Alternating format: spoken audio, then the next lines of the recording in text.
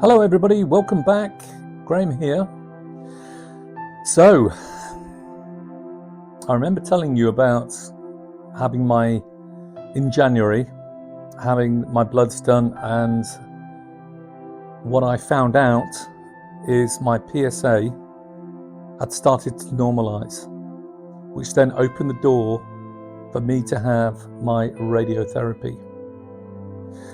Now, radiotherapy was going to be a 6 weeks course or treatment, and the treatment would be Monday to Friday, and it's about a 25-minute process. And I don't want to go into too much detail, but if you want to know what radiotherapy is,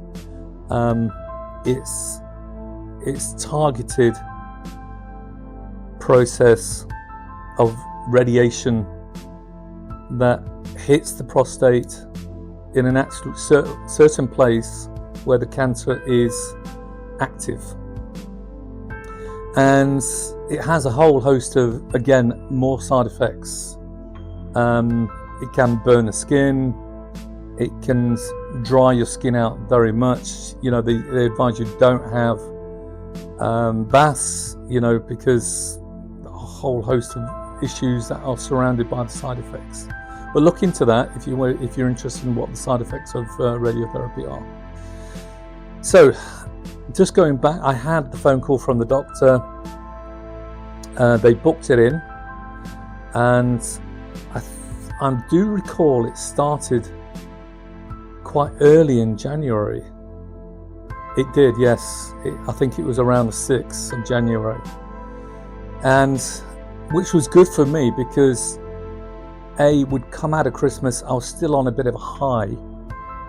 And I had the aim to really get myself into a much better place for that year. You know, the New Year resolutions and all these things. One of mine was, I'm going to get myself in a much better place and deal with all my aches and pains and other little things that were going on in my life. Now, before I start going on to the radiotherapy, one of those things was I wanted to address my blood pressure, because at the back of my mind, I thought I had high blood pressure, but never really looked into it and treated it. So one of the things I bought in January was a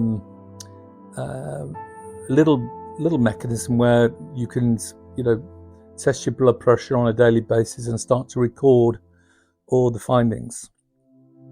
So I bought that.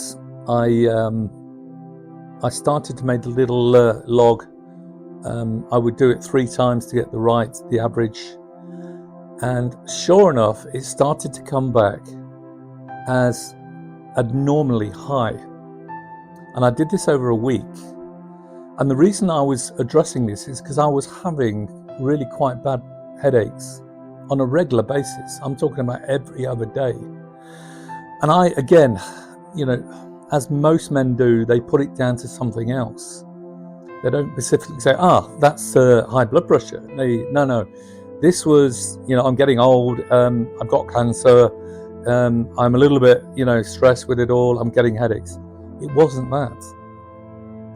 So I made this little table of all the results, the averages, and looked up and found out what, is in the normal, what is above normal, and what is high. And mine were consistently high, my readings.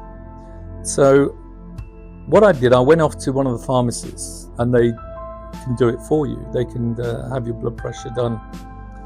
And they did it. And I remember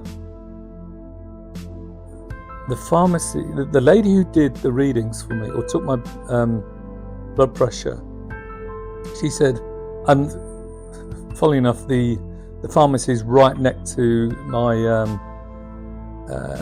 my doctor's surgery. She did it 3 times.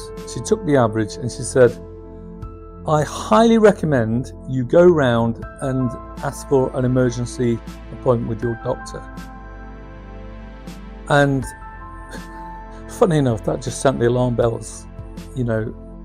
And I said, you know, are you sure?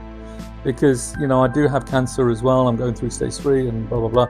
She said, no, your blood pressure is extremely high. Go round and ask the receptionist to book you an emergency appointment. I did. I went round and I told her where I'd come from, what the readings were. She printed off a reading, the pharmacist.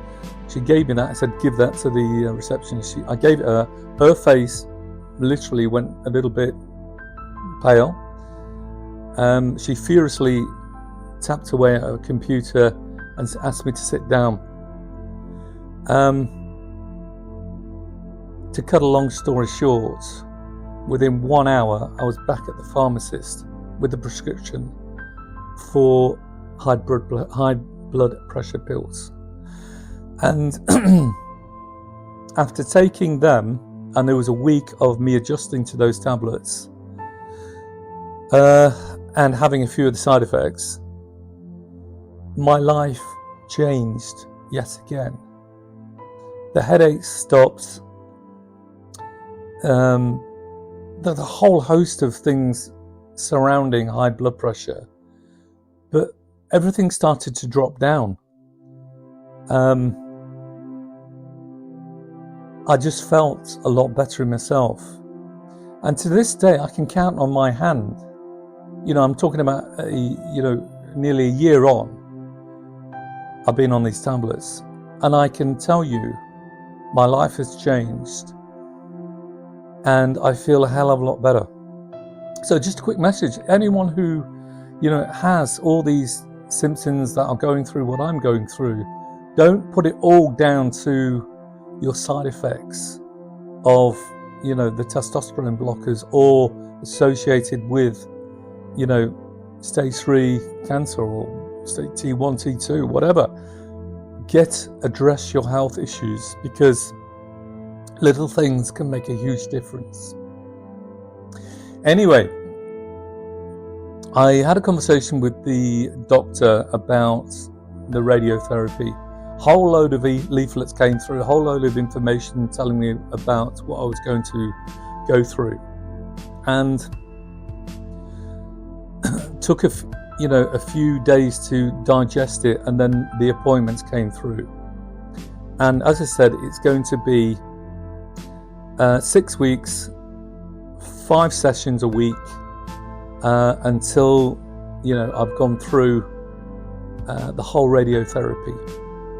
Now, I don't want to carry on now because I've actually ran a little bit longer than I thought because of telling you about other fictions. But this episode was really about January, getting my health issues into some type of way I could deal with them, and a big tip to getting the high blood pressure dealt with.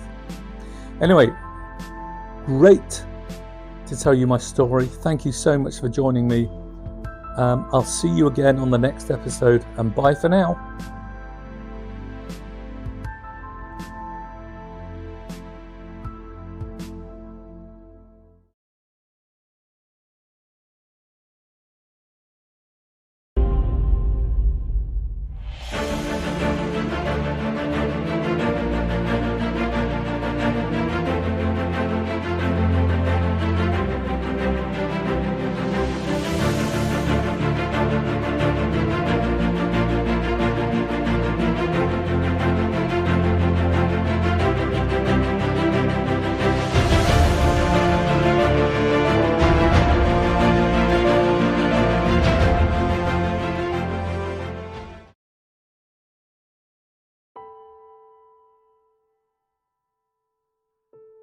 Hello everybody, welcome back. Graham here. Welcome back to another episode. I was getting ready for this episode and I wanted to tell you very much about prepping myself for the radiotherapy. I got a little bit sidetracked on the last episode because I told you about my high blood pressure. and how I dealt with certain issues that was going on in my health. But I want to get back on track now and tell you the story about the radiotherapy, or start to tell you the story about radiotherapy.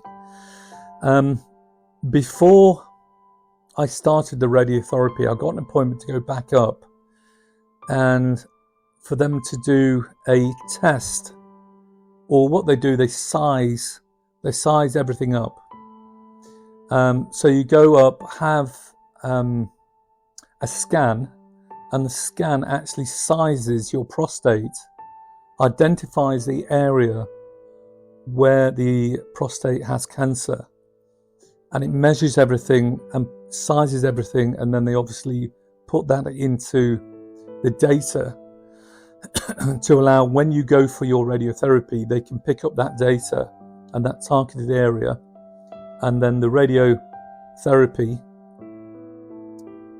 or should I say the radioactive, the radiation can actually be targeted to that area. So I went up and had my scan. They sized it all up. It was successful, because not everyone is successful apparently.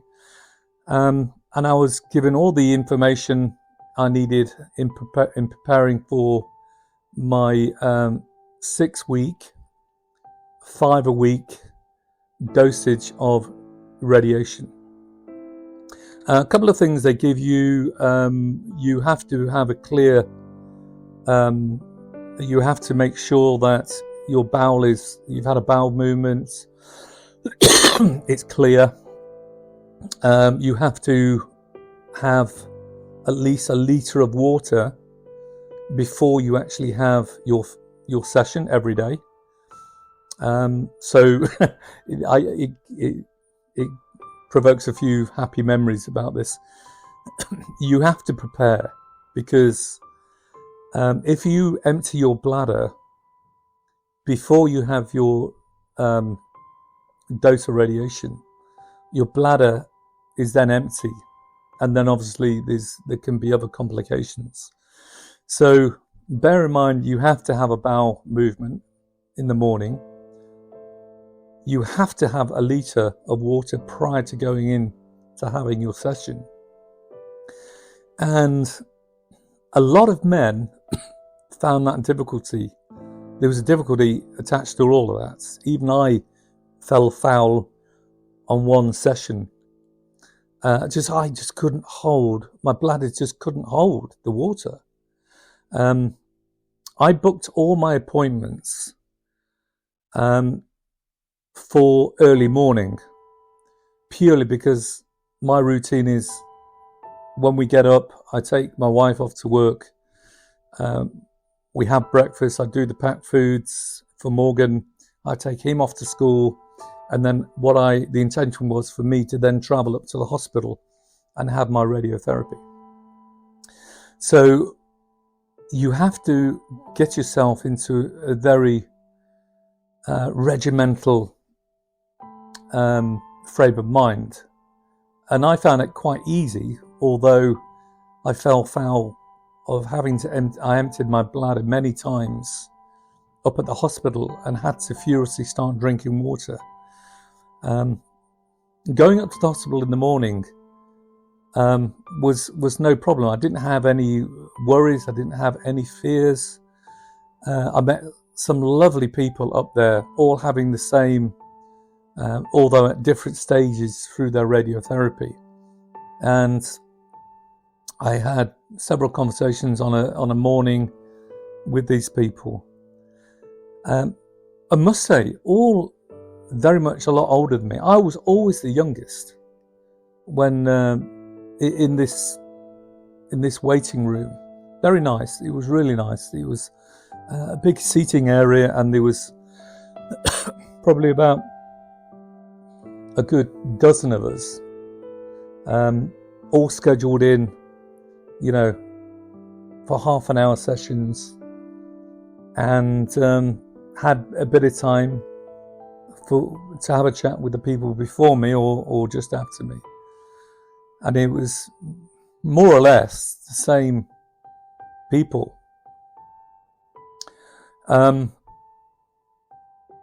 So my routine was very much to have that water, or start drinking that litre of water, probably about half an hour before I started to go up or make my way up to the hospital.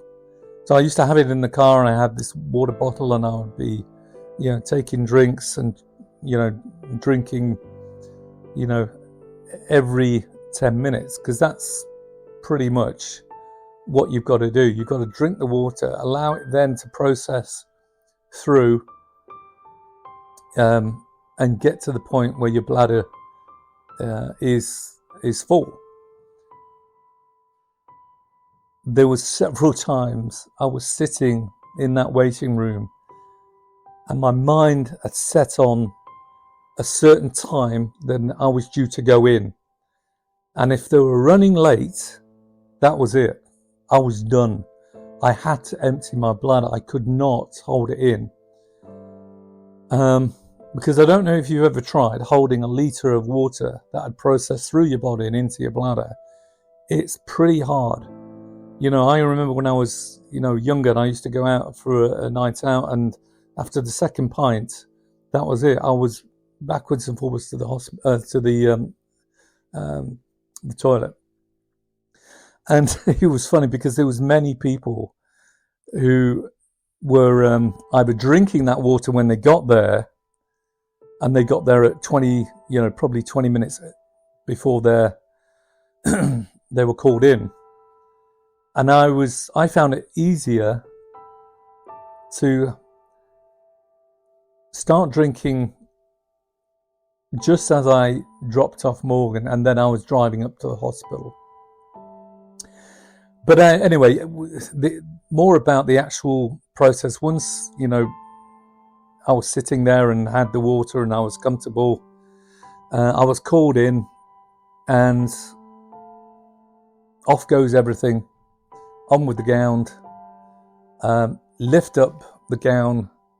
They set the machine as in the coordinates and the measurements, and it was a process of backwards, forwards, backwards, forwards, targeting the prostate. And the first one went okay, went well, didn't feel any side effects, and I thought, hey, this is pretty easy. I'm going to fly through this. But anyway, there was more to come. I'll tell you that a bit more on the next episode. Thanks again for joining me. I thoroughly enjoy telling this story. It makes me feel a whole load better. Thanks again. See you next time, and bye for now. Bye.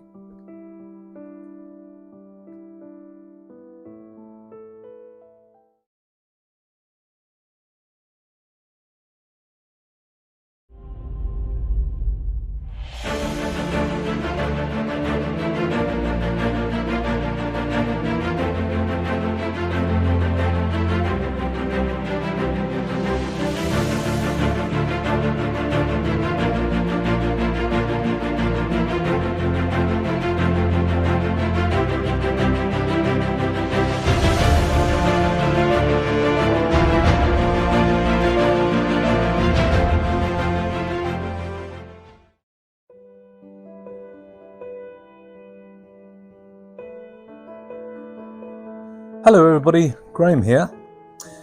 Thank you for joining me on the channel, and we are now going into parts of my treatment that to some folk would be quite alarming, given, and bear in mind I'm just recapping on the experience of the radiotherapy and the starting of that, but also pre the radiotherapy, we were having the process of sizing up my prostate, identifying where the cancer is in the prostate, and getting all the information together to allow a targeted radiation of the cancerous cells in the prostate. And I know that sounds quite dramatic, it sounds quite real for a lot of people who are going through this. And it is to a degree, but one of the things you have to remember is you go through this to obviously get to a point where you can look to the future without cancer.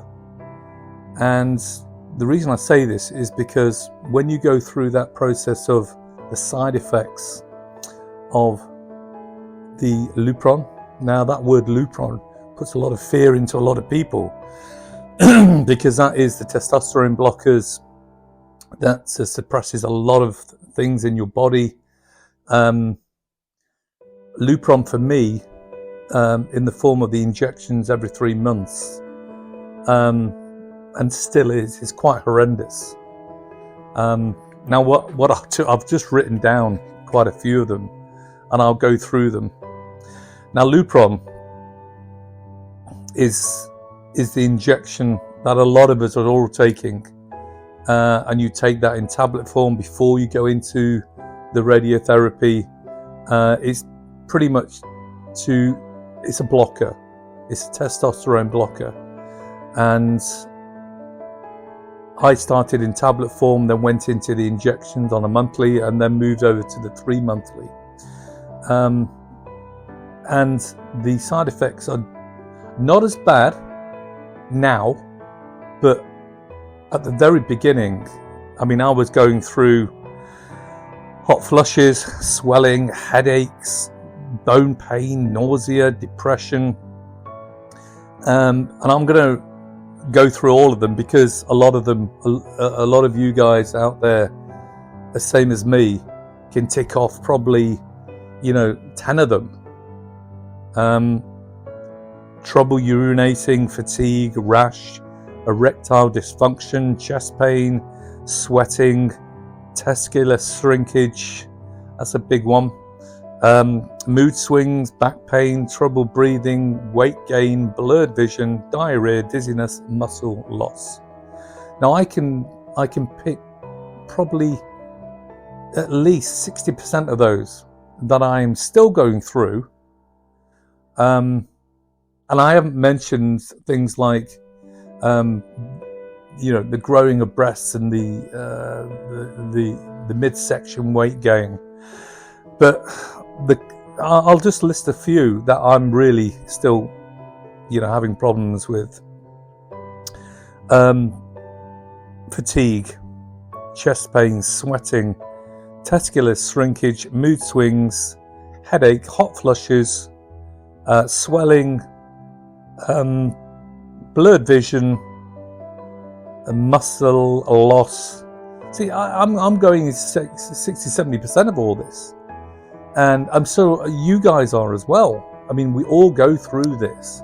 It's just about how we deal with it and how we actually incorporate it in our daily lives, because moving forward is very much about the mental strength you have to bring it in and say, okay,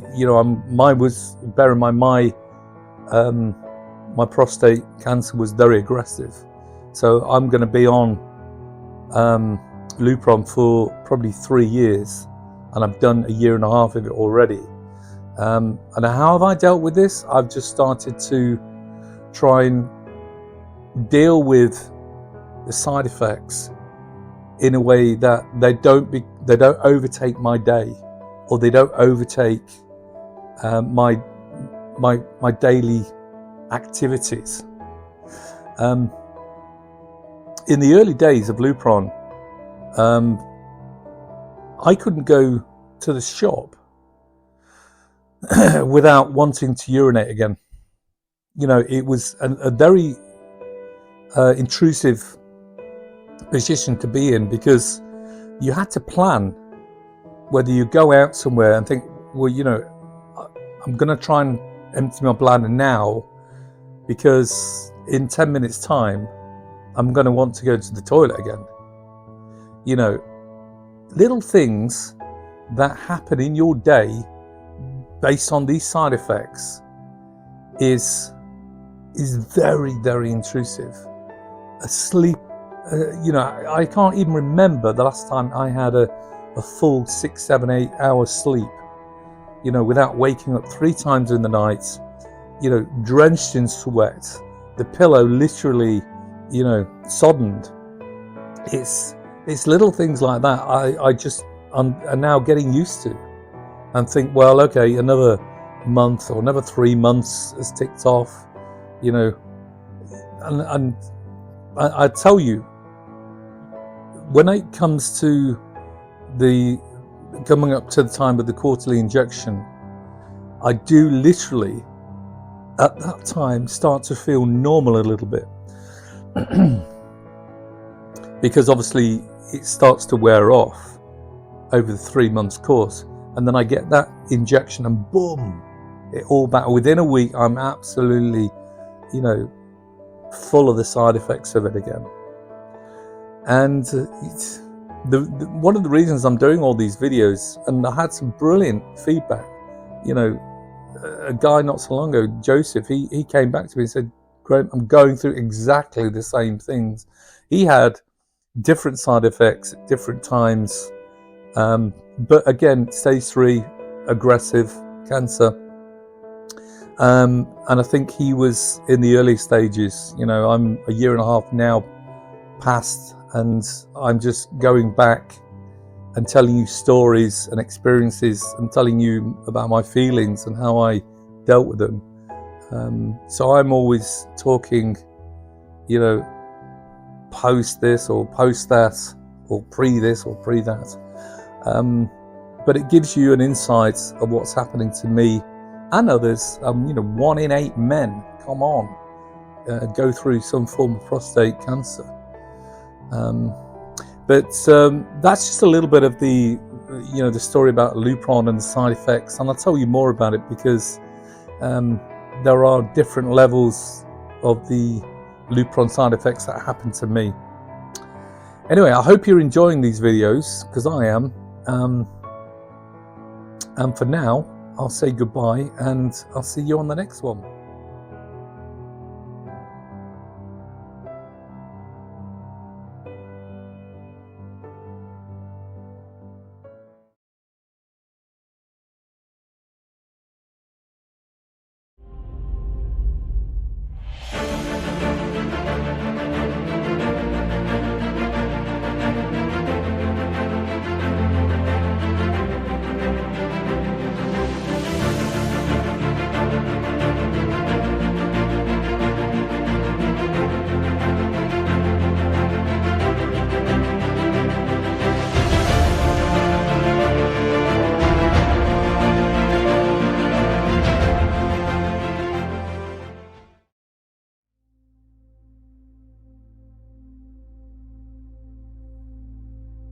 Hello everybody, welcome back. Graham here. Thank you for joining me on the channel, and thank you for all the positive feedback I'm getting, and obviously the subscriptions and the likes. It's really encouraging, and it's helping me go through my journey in a much more positive way. So last time I was telling you about the side effects of Lupron, and I didn't actually mention about the side effects of the radiotherapy. These radiation beams that are targeted in the prostate. And obviously when I had mine, they sat me down and they told me about, what these side effects will be and what you can experience. Now, I think I had 24 sessions of radiation targeted in the prostate. Now, I can't tell you if they increased it or decreased the level of the radiation. I don't know. It just pretty much felt like the same to me every time I laid on that table. But they did tell me, you will have skin changes, you'll have blood in the urine, hair loss or hair thinning. I know this is all great because it kills the cancerous cells in the prostate. But the alarming thing is, they tell you the erectile dysfunction. Are you having erection? Sorry, they stopped a long time ago when I started the Lupron. memory, concentration problems, headaches, blurry visions, all these things is based on that, the radiation that your body is taking in. Now, let me know if you're going through these things at the, or you've had them. Put some comments in there. Let's share our experience, and I'm gladly, I know I'm telling you here, but I'm always a good listener, and I'll, if you're in the early stages, I'm a year and a half after, so I can always tell you how I dealt with them, whether it's the relationship with your kids, whether it's the relationship with your wife. How do you take prostate cancer, living with it, and take it into your work? If people are still working and going through the prostate cancer stage, it must be horrendous for you guys. I'm not saying I'm a unique figure in what I go through. We all go through similar stages of this, and we deal with it in a different way. I'm just telling you how I positively incorporate it in my daily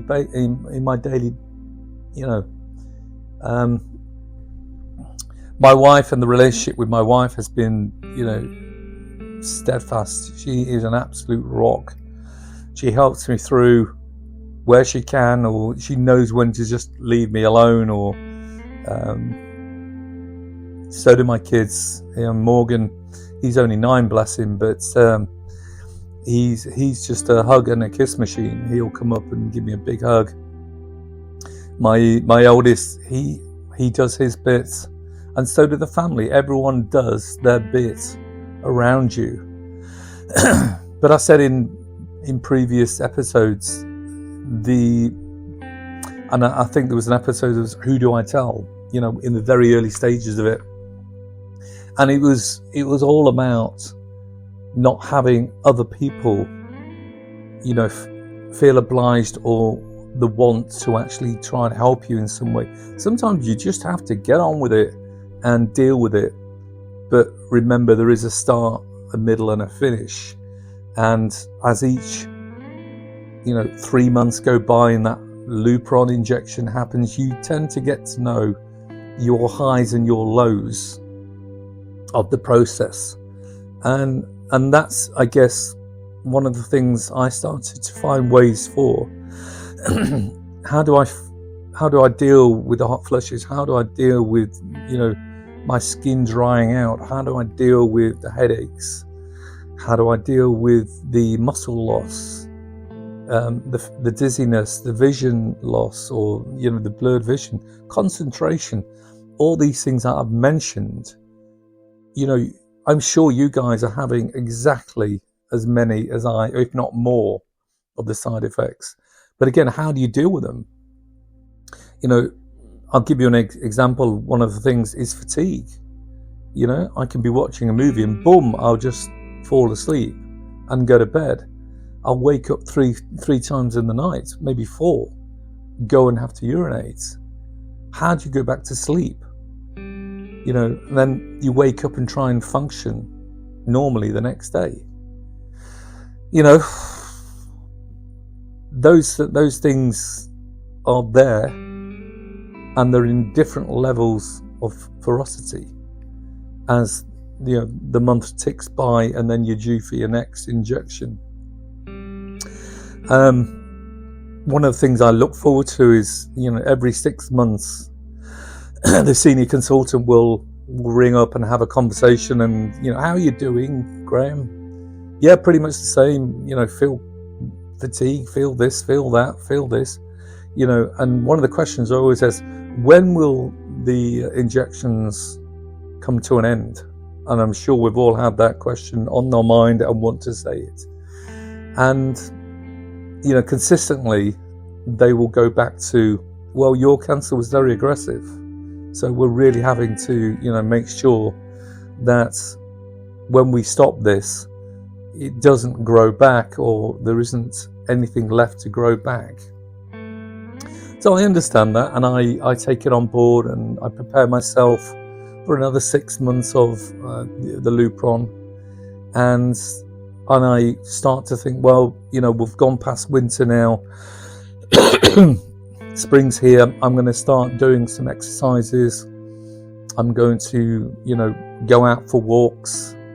I'm going to, renovate the house or carry out maintenance on the house and get myself mentally strong and try and build physical strength back in me, because that is the step to make you feeling that little bit better. And it's you break it down into little steps, and you find a little bit of energy here and you find a little bit of energy there, and you'll start to feel better, and then boom, it will drop you back down and you'll absolutely be slaughtered for a few days. And that's what I found. You can manage to do little bits. Now, as you know, the channel, we have 3 separate parts to the channel. I do a lot of the cooking side, and that keeps me busy and it motivates me, and I really just like doing it. And then there's a poem side where I do like a 1 minute 30 poem, and it's incorporating what I've gone through the whole process of the start, the middle, and where I am now. And it's telling me that journey, or it's telling a journey through, read some of them. They're really quite good. I enjoy them anyway. And I tend to find a lot of people, they can't manage 10 minutes. They can manage a couple of minutes and they'll listen and watch and like. But that was just something I wanted to add on to it all. So if you like those, give it a thumbs up and let me know in some of the comments. So going back with the Lupron, and I know I'm going on about this, but it is such a big part of your treatment plan, and also the recovery stage. So I did mention a little bit about what I wanted to do, now the winter was coming to an end and the and the spring. So I'll talk a little bit about that on the next one. But again, thank you so much for joining me. It is an absolute pleasure having you here. So thanks again, and I'll see you on the next one. And bye for now.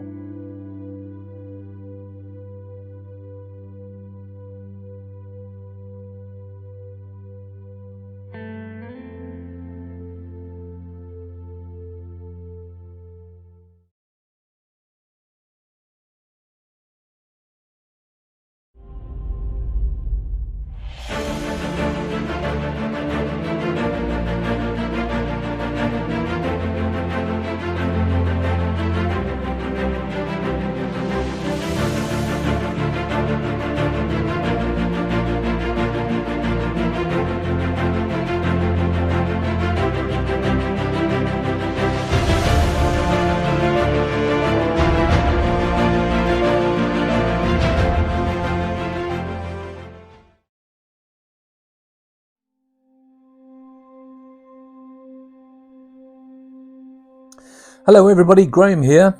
Thank you for joining me on the channel. And here we go again. Last time I spoke about the Lupron and the radiotherapy, and then started to move towards how I wanted to move into a positive state of mind and get some strength back in my body, and try and soften the side effects of the Lupron. Now I've read up and I've did a lot of research and listened to a lot of other people and obviously the professionals out there who do this for a living, and they all suggest you've got to actually actively be active to start to bring some of the side effects down, and the muscle loss, the growing of breasts, the midsection weight gain, the fatigue, headaches, all these things, and building a little bit of muscle back is high on my list.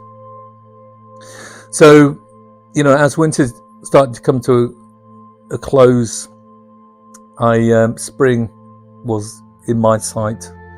The garden was a big thing I wanted to start getting on with. I always do every year. I try and do something in the garden, whether it's changing the grass to block paving, or the patio, resurfacing it or revarnishing it. Little things I always try and get onto. But the previous year I just didn't have anything about me, and I couldn't do anything. I couldn't do any physical work. I couldn't do anything that I just couldn't breathe properly. And I am a little bit asthmatic as well, so the whole side effects was compounded by a high blood pressure I had or have. It was also compounded by the asthma.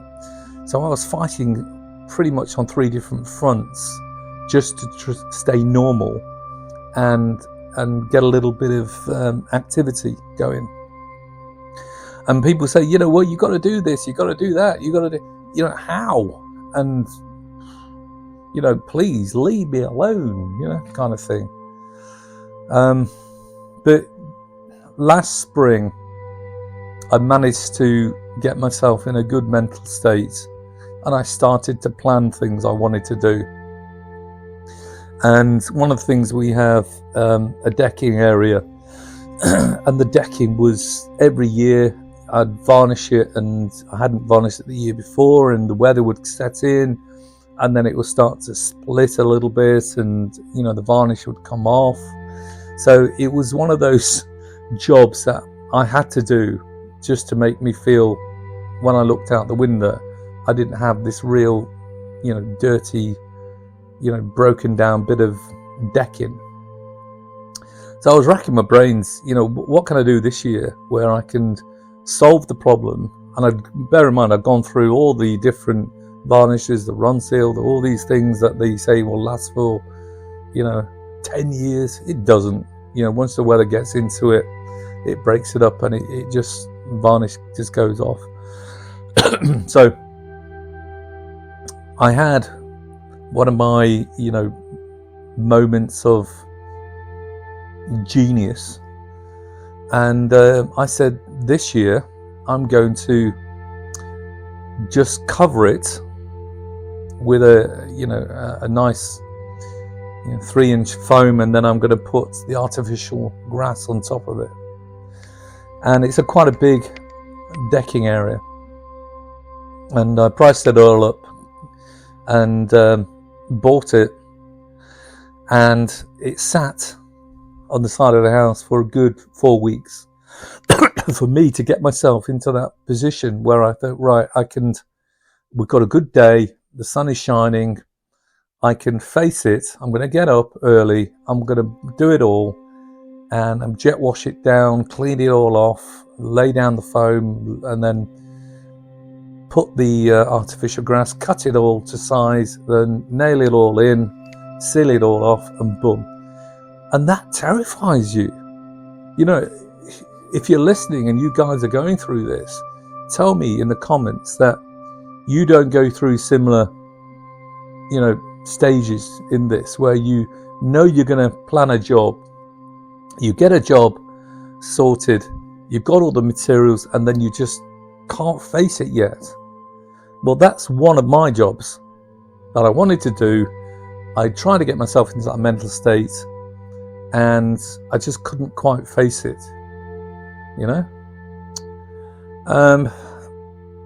You're probably asking, well, did you get on and do it? I did, and it was a very beautiful day where we live. We have really quite nice springs days, and I roped in the wife. I roped in my oldest son. He was home for Easter, and the little one, and we all got on and did little jobs, and we got it cut, we got it down, we got it trimmed, we got it nailed in, and it did look great. and it's still to this day, it's looking good. But I literally couldn't physically move that night, and the next couple of days I was gone. I don't know what it was. I've lost so much lost so much strength in my muscles, and my muscle is wasted. And whether it's the extra weight I'm carrying, or it's just being on my hands and knees crawling around, I just couldn't. I was wasted. I mean, I was in so much physical pain. I had to take, quite a high dosage of codeine for a couple of days. And that's reality. That is the reality of your treatment plan, and the killing off of the cancerous cells, the rebuilding of the cells, the healthy cells, and having the side effects of the Lupron. And please, let me know some of your stories. And that's just one job. It took no more than like 3 hours, but it put me down for a couple of days. Another one I did in the spring was to put up a nice canopy over the kitchen window, because we have really extreme sunlight coming in the kitchen in the morning, until the sun starts to move around.